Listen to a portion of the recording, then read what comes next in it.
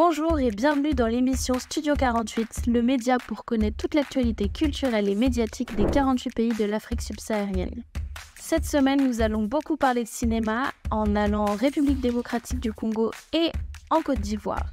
Nous resterons ensuite en Côte d'Ivoire pour parler de musique cette fois-ci, avec le rappeur Didi B qui a gagné le disque d'or. Enfin, nous irons au Burkina Faso pour parler de l'interdiction du média Jeune Afrique. Tout de suite, nous allons retrouver notre envoyé spécial en République démocratique du Congo pour parler du festival de cinéma, le FIKIN. La semaine du 14 au 21 octobre, le Festival international de cinéma de Kinshasa, le FIKIN, célèbre sa 10e édition. Organisé depuis 2014 par l'association Ciné-Nabizo, cet événement est devenu l'un des plus importants dans le domaine cinématographique en Afrique centrale. Le FIKIN a pour vocation de mettre en lumière les œuvres cinématographiques locales et internationales. Cette année, on aura la chance de découvrir pas moins de 114 films parmi les 517 œuvres initialement présélectionnées.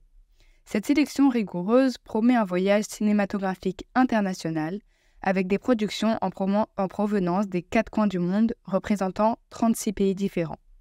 Que ce soit des longs-métrages de fiction, des courts-métrages documentaires ou encore des courts-métrages d'animation, la sélection est très diversifiée et nous apportera un regard étendu sur le monde. Parmi les films congolais mis à l'honneur, on retrouve les courts-métrages de fiction Atroce de Junior Kapinga, Bombe de Justin Nyembo, le court-métrage documentaire Kin Mabel de Junior Moses et plein d'autres. L'association Ciné-Nabizo a également pour objectif, grâce à ce festival, d'encourager l'essor de l'industrie cinématographique en République démocratique du Congo, et notamment à Kinshasa.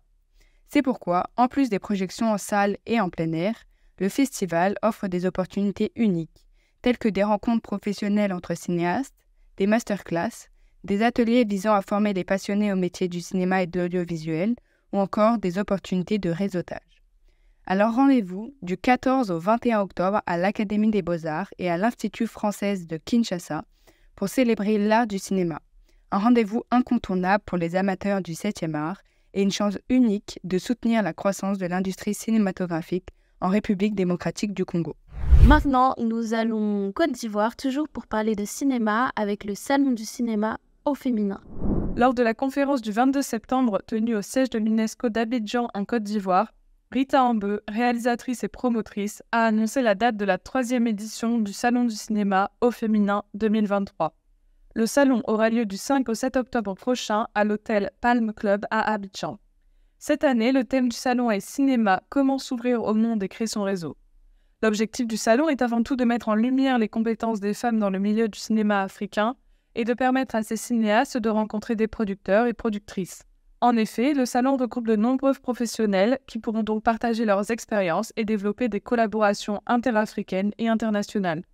Cette année, les différentes réalisatrices sont en compétition pour la finale du concours Pitch au féminin pour déceler les meilleures plumes en matière de scénario. Le salon sera marqué également par l'attribution du prix Héroïne du 7e art à 3 pionnières du cinéma, notamment les Ivoiriennes Akissi Delta et Nakissi Savané, ainsi que la Malienne Fatoumata Coulibaly. Pour finir, une nouveauté pour cette 3e édition, ce sont les films documentaires qui sont intégrés au concours. La promotrice Rita Ambeu a pour ambition de faire du salon au féminin un des plus grands événements cinématographiques en Afrique d'ici quelques années. Nous restons en Côte d'Ivoire pour parler de musique cette fois-ci. C'est la consécration pour le rappeur Bassa Zeroué Diyilem aka Didi B, qui reçoit fin juillet un disque d'or à portée nationale pour son album intitulé History Mojo 32. La remise du disque d'or a eu lieu lors du concert Choc des Trois Mondes, qui réunissait de nombreux artistes ivoiriens, tels que Yodé et Siro, ainsi que Serge Beno. Ce concert s'organisait dans le contexte de l'inauguration du Parc des Expositions d'Abidjan, un tremplin pour Didi B, qui a déjà annoncé sa première date de concert dans la salle des spectacles du Parc, le 11 novembre 2023. Après avoir travaillé plusieurs années aux côtés du groupe de rap Kiff No Beat, la carrière solo de Didi B se lance notamment par son exploration de nouveaux genres musicaux, une stratégie importante pour sa carrière, ne voulant pas se cantonner à un seul style. En effet, il s'inspire entre autres des plus jeunes recrues du rap ivoirien, avec l'utilisation du maïmouna, un style de danse qui, selon lui, ressemble à un coupé décalé revisité. Il explique. Ils ont mélangé du rap avec de l'afro-drill, des sonorités coupées décalées et des attales à coups. Une exploration musicale qui s'associe avec des plans marketing bien définis, notamment par le biais des réseaux sociaux. Ce n'est pas la première fois que Titi B est récompensé pour ses productions artistiques. En effet, l'artiste a déjà obtenu le prix de la meilleure chanson africaine de l'année 2022 pour son titre Tala lors des Afrima Awards à Dakar, qui permettent de promouvoir la musique africaine et ses artistes. Le rappeur est aussi sacré meilleur artiste d'Afrique de l'Ouest lors du Koundé 2023, une cérémonie de trophée du Burkina Faso. Aujourd'hui, c'est plus de 50 millions de streaming et plus de 10 000 CD vendus qui ont permis au rappeur d'obtenir le célèbre prix du disque d'or. Une réussite qui est reconnue par le gouvernement ivoirien et en particulier par la ministre de la Culture, Françoise Remarque, ainsi que le ministre du Commerce, Souleymane Diarra Souba, pour qui la vie politique économique du pays est aussi à retrouver au sein de l'industrie culturelle et musicale.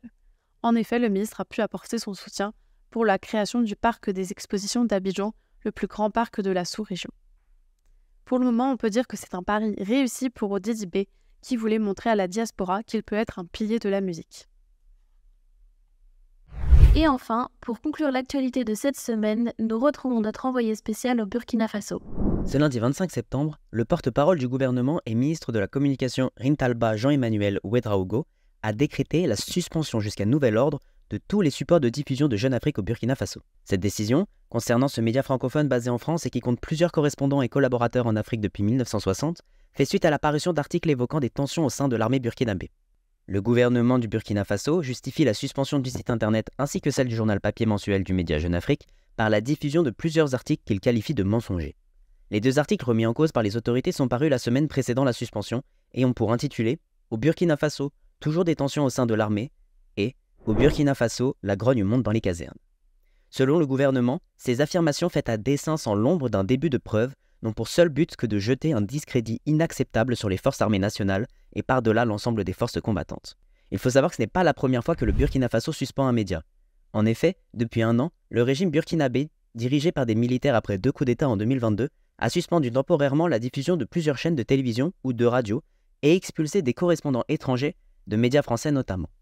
On peut entre autres citer les chaînes LCI, France 24, Radio France Internationale et les quotidiens tels que Libération et Le Monde, tous accusés d'avoir relayé des messages de chefs djihadistes. Le Burkina Faso avait également suspendu pendant un mois, entre août et septembre, la radio nationale la plus écoutée du pays, Radio Omega, accusée d'avoir interviewé un opposant au régime militaire du Niger, confronté lui aussi à des attaques djihadistes récurrentes.